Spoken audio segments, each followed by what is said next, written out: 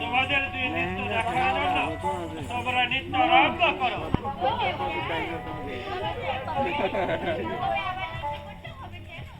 এই কেনার কৈফত আমি তোমাদেরকে দিতে চাই না।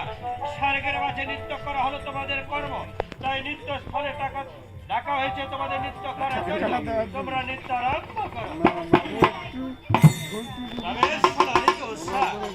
আজ আমি মনসাকে কথা দিয়েছি, আজ যদি তোমরা মনসার কাছে নৃত্য তাহলে স্বর্গ ছেড়ে তোমাদেরকে যেতে হবে।